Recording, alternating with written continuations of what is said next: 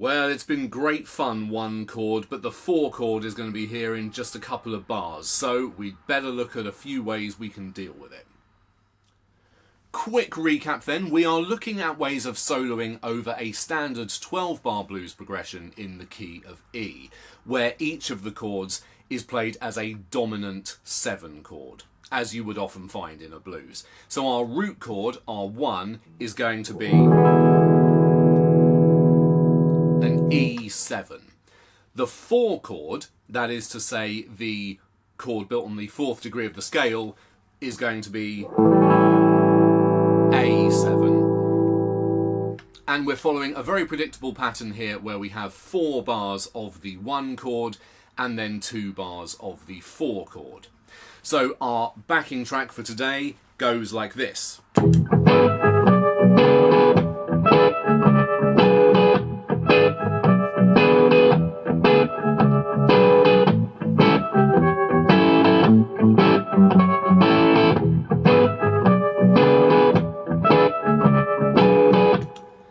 Now, you might have already watched an excellent video about soloing over the 1 chord, like, I don't know, my previous one. And if so, you might be wondering how best to navigate your way over that 4 chord. So let's look at what we can do. Whilst it is possible to solo pretty successfully over a 12-bar blues using very simple tools, it is really worth altering what you're playing for each chord as it occurs. Very, very quick example. You may remember from the previous video, over that 1 chord, the E7, it sounds great if we add the major third of the chord by playing this G sharp note. Over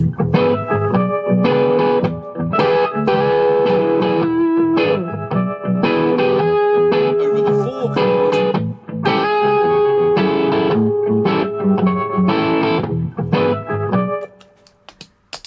now, it is possible there's a guitarist somewhere who's good enough to make that sound wonderful.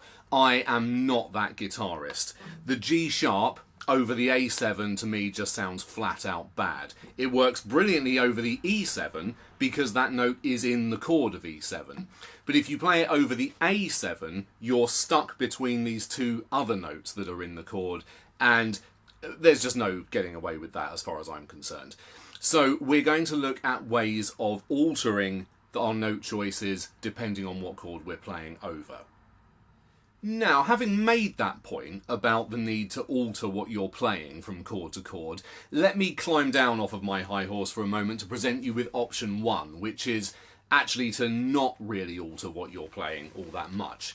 There's a very good chance over that E7 chord, the 1, you were playing some kind of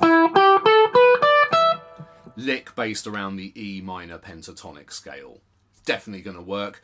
Option 1 would be to just keep playing the E minor pentatonic scale. Works very, very well over that A7 chord.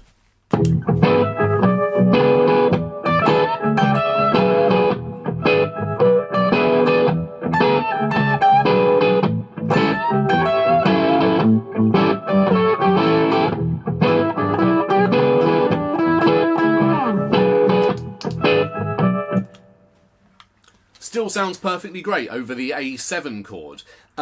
Reason being that if we take a really, really simple pentatonic idea like I was playing there,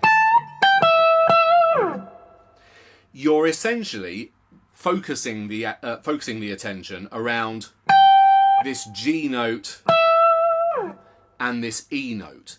Now those notes will take on a bit of a different character from the E7 to the A7, but they will still work. For example, that E note is obviously the root note of the E7 chord, but it's the 5th of the A7 chord. So it will still sound perfectly in tune with it. Don't worry if these technical details don't interest you massively, just notice that that scale still works over the A7.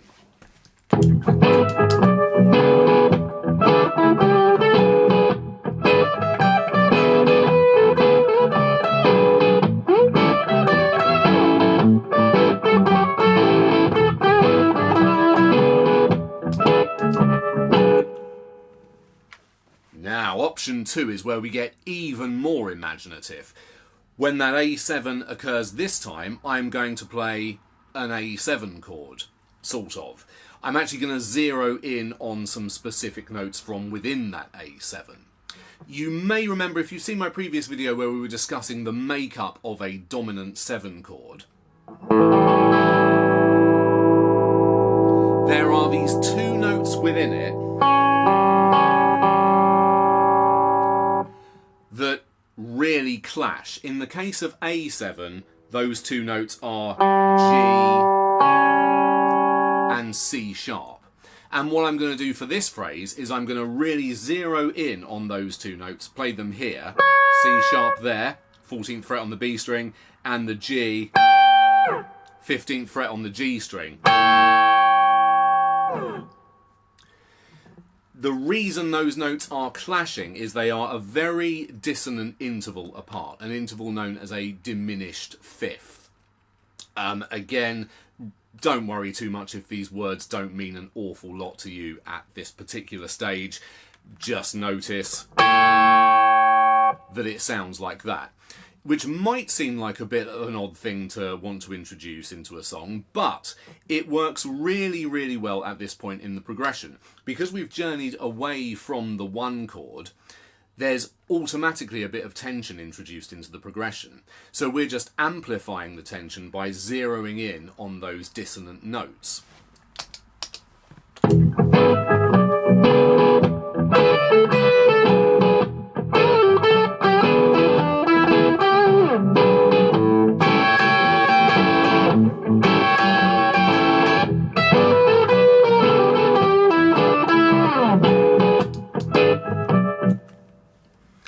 And then the resolve, when we go back to the E, is made all the more sweet. Option 3 is where I am going to play quite a different shape over the A7 chord. I'm going to focus most of the action around these notes over here at the 9th position of the neck. Specifically, we've got B and C sharp, frets 9 and 11 on the D string, and then E and F sharp, 9, 11 on the G string. Which might feel like you're playing an E major pentatonic scale, which does work really well over the E7 chord. The trouble we're going to have over the A7 chord, though,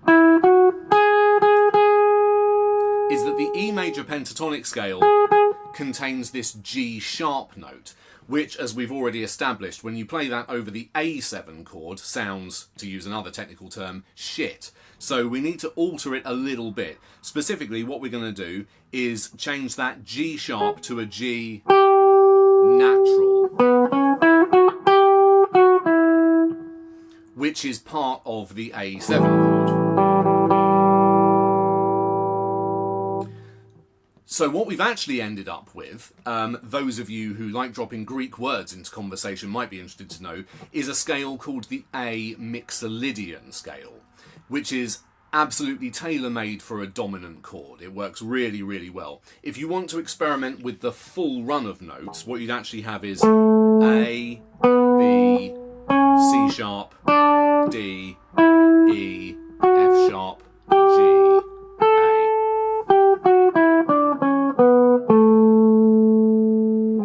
Okay, so let's see how that sounds.